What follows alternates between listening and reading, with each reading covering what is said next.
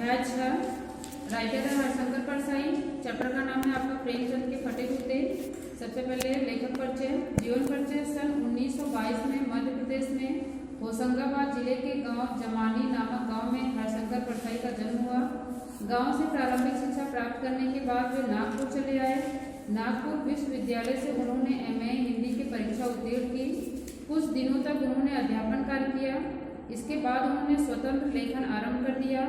उन्होंने जबलपुर से साहित्यिक पत्रिका वसुधा का प्रकाशन किया, परंतु घाटा होने के कारण इसे बंद करना पड़ा। उन्होंने विषम परिस्थितियों में कभी हार नहीं मानी। सन 1995 में उनका निधन हो गया। हरशंकर परसाई की प्रमुख रचनाएं। हरशंकर परसाई ने अत्यधिक मात्रा में लेखन कार्य किया। उनकी अनेक पुस्तकें प्रकाशित हो चुकी हैं। उनकी प्रमुख रचनाएं इस प्रकार हैं: कहानी संग्रह, हंसते हैं रोते हैं जैसे उनके दिन फिरे, उपन्यास रानी नागफनी की कहानी, तट की खोज, निबंध संग्रह, तब की बात और थी, भूत के पांव पीछे, बेईमानी की परत, पगडंडियों का जमाना, शिकायत मुझे भी है, सदाचार का ताबीज और अंत में व्यंग संग्रह, वैष्णव की फिसलन, तिरछी रेखाएं, ठिठुरता हुआ गणतंत्र, विकलांग श्रद्धा का दौर। साहित्यिक विशेषताएं: पाखंड, भ्रष्टाचार, बेईमानी आदि पर परसाई जी ने अपने व्यंग्यों से गहरी चोट की है। वे बोलचाल की सामान्य भाषा का प्रयोग करते हैं। वे प्रवाहपूर्ण और व्यावहारिक हैं। शैली व्यंग्यात्मक है। चुटीला व्यंग करने में परसाई बेजोड़ हैं। उन्होंने समाज में व्याप्त बुराइयों की धज्जियां उड़ाई है। भाषा शैली: हरशंकर परसाई की भाषा में व्यंग की प्रधानता है। उनकी भाषा सामान्य होते हुए भी संरचना के अनूठेपन के कारण विशेष मारक क्षमता रखती है। उनके एक एक शब्द में व्यंग के तीखेपन को देखा जा सकता है। लोक प्रचलित हिंदी के साथ साथ उर्दू अंग्रेजी शब्दों का भी उन्होंने खुलकर प्रयोग किया है। ठीक है, तो यहाँ पे राइटर के बारे में बताया गया हरशंकर परसाई जी के बारे में, जिनका जन्म कहाँ पे हुआ था? होशंगाबाद जिले के गाँव में, अर्थात होशंगाबाद था मध्य प्रदेश में जो कि पड़ता है, और गांव का नाम क्या था? जमानी। और यहाँ पे उन्होंने बताया कि जो हरशंकर परसाई जी हैं वो उनकी जो लेखनी थी, अर्थात जो भी वो रचनाएं लिखते थे, जो भी कहानी वो लिखते थे, उसमें वो पाखंड, भ्रष्टाचार, बेईमानी अर्थात इन सारी चीज़ों मतलब कि उनका जो कहानी का उद्देश्य होता था वो हमेशा इन्हीं चीज़ों को लेके होता था कि हमारे समाज में जो भ्रष्टाचार फैला हुआ था, जो बेईमानी होती थी या जो पाखंडी होते थे, मतलब ढोंग करते थे किसी, मतलब कि अपने आप को अच्छा दिखाने का ढोंग करते थे जबकि वो अच्छा नहीं होते थे। तो इन्हीं सारी चीज़ों को लेके वो हमेशा अपनी रचनाएं किया करते थे। और उनकी भाषा जो थी वो क्या थी? एक व्यंग प्रधान थी। मतलब किसी चीज़ को हमेशा वो सही तरीके से नहीं कहते थे बल्कि उसको व्यंग के रूप में कहते थे, जैसा कि आप चैप्टर में अभी देखोगे। चैप्टर का नाम है प्रेमचंद के फटे जूते। ठीक है, तो यहाँ पे हरशंकर परसाई जी जो है वो जो हमारे लेखक है प्रेमचंद जी, जो कि सबसे प्रसिद्ध लेखक हैं, और उनकी एक प्रकार से आप कह सकते हो कि वो एक युग प्रवर्तक हैं, कहानियों के सम्राट हैं। मतलब बहुत सारी उपाधियाँ उनको मिली हुई हैं। और उन्हीं की दयनीय स्थिति के बारे में यहाँ पे राइटर ने बताया है कि हमारे इतने महान साहित्यकार होने के बाद भी उनकी आर्थिक स्थिति अच्छी नहीं थी। तो उसी के बारे में इस चैप्टर के नाम से हमें पता चल जाता है कि प्रेमचंद के फटे जूते, अर्थात वो इतने महान साहित्यकार और पता नहीं कितनी कितनी उपाधियाँ उनको मिली हुई थी, लेकिन इसके बाद भी वो जो उनका जीवन था वो बहुत ही दयनीय था, अर्थात वो बहुत गरीबी में जीते थे। चैप्टर स्टार्ट करते हैं। प्रेमचंद का एक चित्र मेरे सामने है। पत्नी के साथ फोटो खिंचा रहे हैं। सिर पर किसी मोटे कपड़े की टोपी, कुर्ता और धोती पहने हैं। कनपटी चिपकी है। गालों की हड्डियां उभर आई हैं, पर घनी मूंछें चेहरे को हरा भरा बतलाती हैं। यहाँ पे राइटर उनके रूप रंग के बारे में बताते हैं कि प्रेमचंद जी कैसे हैं। प्रेमचंद मतलब कि वो बताते हैं कि उनका एक चित्र था, एक फोटो उनके सामने है जब वो रचना करते हैं, तो उसमें बताते हैं कि पत्नी के साथ फोटो खिंचा रहे हैं, अर्थात फोटो को देख के ऐसे लग रहा है। सिर पर किसी मोटे कपड़े की, अर्थात एक मोटे कपड़े की पगड़ी बांध रखे हैं। कुर्ता और धोती पहने हैं। कनपटी चिपकी है, अर्थात मतलब उनका जो शरीर है बहुत दुर्बल है, बहुत दुबले पतले हैं। तो उनका जो फेस है, उनका जो मतलब यहाँ का जो पार्ट होता है वो बहुत पतला सा है। तो वही बताते हैं कि कनपटी उनकी चिपकी हुई है। गालों की हड्डियाँ उभर आई हैं, अर्थात तो वो जाहिर सी बात है ये सारी चीज़ें चिपका रहेगा तो जो हमारी ये हड्डियाँ हैं चेहरे की वो उभर के दिखाई देंगी। पर घनी मूछें चेहरे को हरा भरा बतलाती है, अर्थात उनकी मूछें जो घनी है। पाँव में कैनवास के जूते हैं जिनके बंद बेतरतीब बंधे हैं।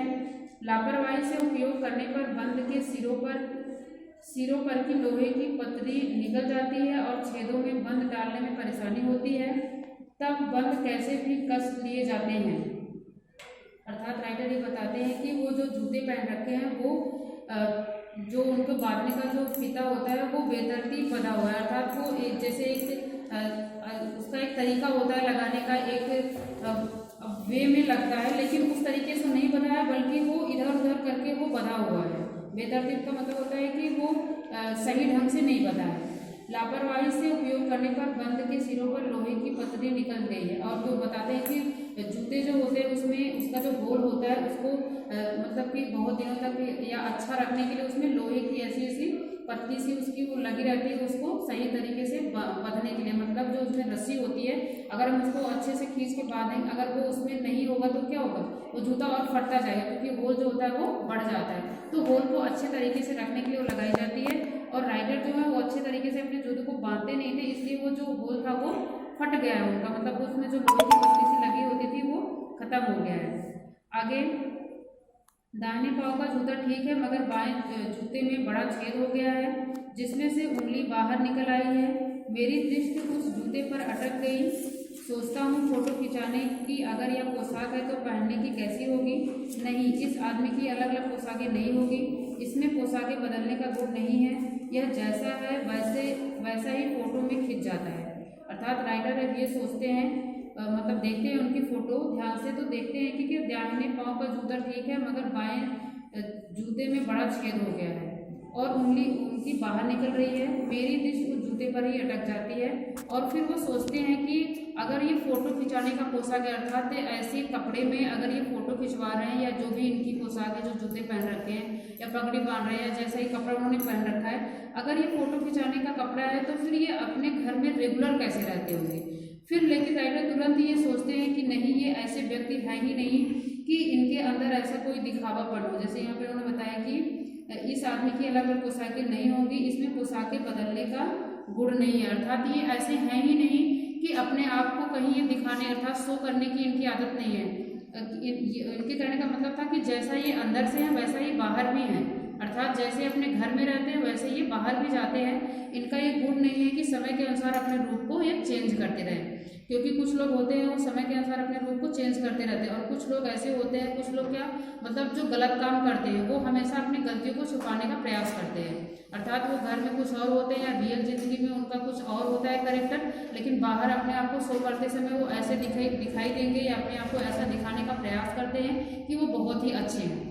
ठीक है, अपने कपड़ों से भी या अपने तौर तरीके से वो अपने आप को हमेशा अलग ही शो करने का दिखावा करते हैं। तो राइटर वही बताते हैं कि प्रेमचंद जी के बारे में मैं बहुत अच्छी तरीके से जानता हूँ, उनके अंदर ऐसा गुण नहीं है कि वो अपने आप को अलग तरीके से दिखाएं और घर में कुछ अलग तरीके से रहें। तो इसीलिए वो क्या करते हैं कि उनकी फोटो को इतने ध्यान से देखते हैं।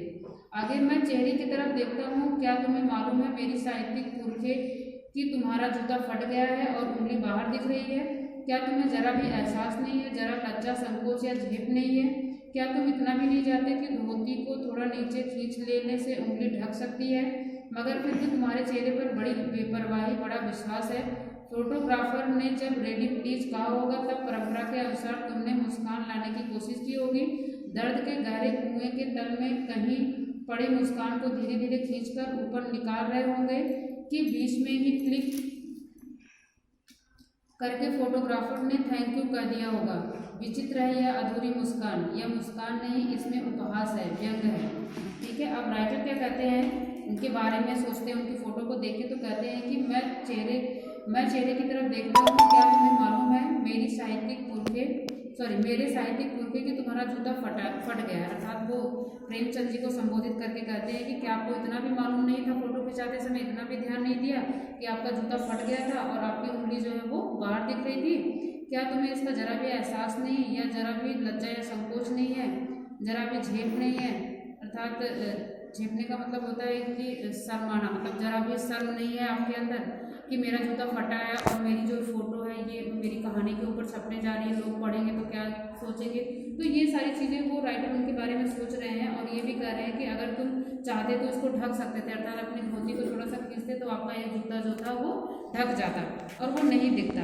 और फिर वो आगे बताते हैं कि मगर फिर भी तुम्हारे चेहरे पर बड़ी बेपरवाही है, बड़ा विश्वास है। अर्थात आपके चेहरे को देख के ऐसा नहीं लग रहा है कि आपके अंदर या आपकी स्थिति को आपको अपनी स्थिति को लेकर जरा भी पछतावा है, अर्थात आप अपनी स्थिति से बहुत ही खुश हो, कुछ आपको जरा भी पछतावा है, जरा भी संकोच या डर, ऐसा कुछ भी नहीं है।